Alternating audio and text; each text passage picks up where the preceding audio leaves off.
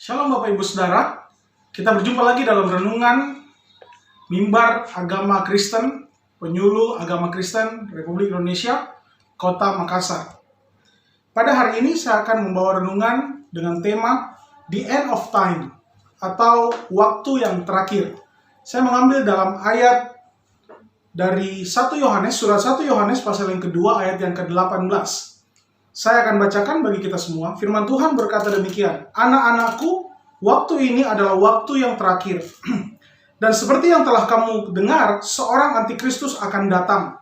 Sekarang telah bangkit banyak antikristus. Itulah tandanya bahwa waktu ini benar-benar adalah waktu yang terakhir." Demikian pembacaan kita Bapak Ibu Saudara. Berbahagialah kita yang mendengar dan melakukan firman Tuhan, membaca, mendengar, dan melakukan firman Tuhan di dalam kehidupan kita. Dalam suratnya kepada jemaat di Asia Kecil, Rasul Yohanes menuliskan peringatan ini untuk memperingatkan jemaat bahwa waktu ini adalah waktu yang terakhir. Saya percaya di zaman kita sekarang pun, firman Tuhan yang sama datang kepada kehidupan gereja Tuhan, kepada kehidupan umat Tuhan, bahwa hari ini, hari-hari ini adalah waktu-waktu terakhir. Bapak Ibu Saudara, kalau kita melihat fenomena yang sedang terjadi sekarang, kita melihat keadaan dunia yang sekarang sedang terjadi, kita bisa memberikan sedikit penilaian bahwa ada kemungkinan bahwa firman Tuhan ini akan digenapi di zaman ini.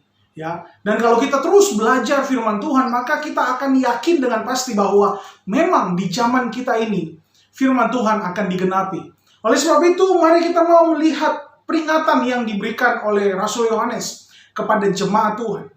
Kita mau menerima peringatan ini dan kita mewaspadai diri kita mewaspadai umat Tuhan, kita mewaspadai orang-orang yang berada dalam pengawasan kita, berada dalam pengajaran kita.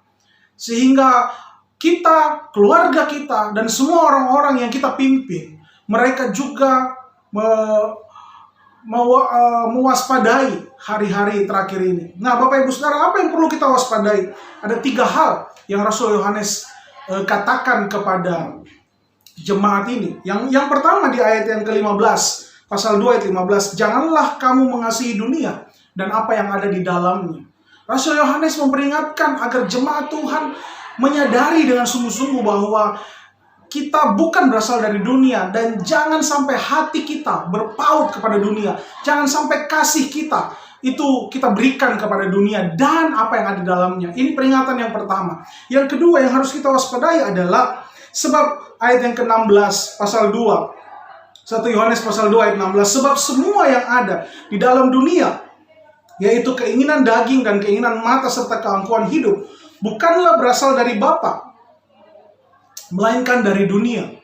Nah, Bapak Ibu Saudara jemaat yang dikasihi Tuhan, ya, bahwa Rasul Yohanes memperingatkan kita untuk mewaspadai bahwa ada 3 hal ini yang bisa menggoda manusia, yang bisa menggoda orang percaya, bisa menggoda umat Tuhan untuk hatinya berpaut kepada dunia, yaitu keinginan daging, keinginan mata, dan keangkuhan hidup.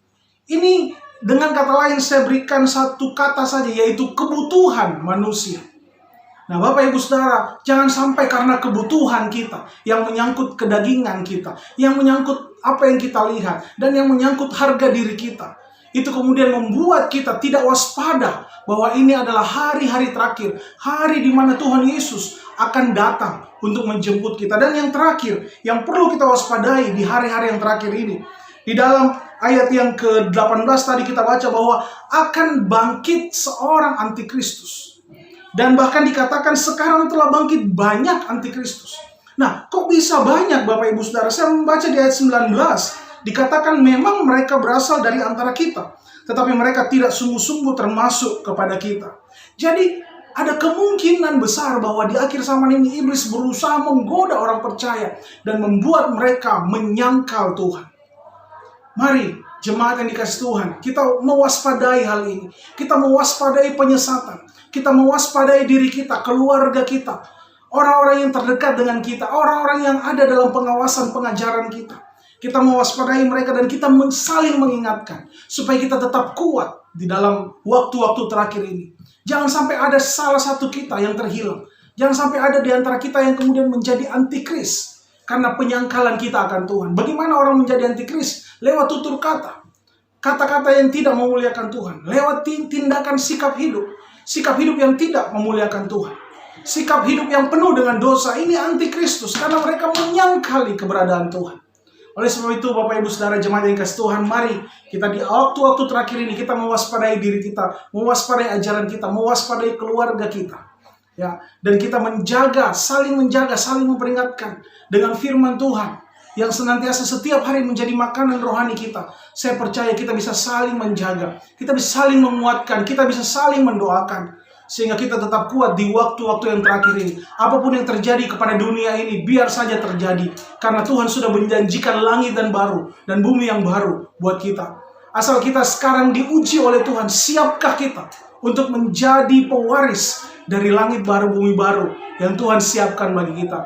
Mari, awasi ajaran kita. Tetaplah bertumbuh dalam iman. Tetaplah kuat untuk bersama-sama dengan Tuhan di waktu-waktu yang terakhir ini. Demikian firman Tuhan. Salam sehat. Salam sejahtera buat kita semua. Tuhan Yesus memberkati kita. Amin.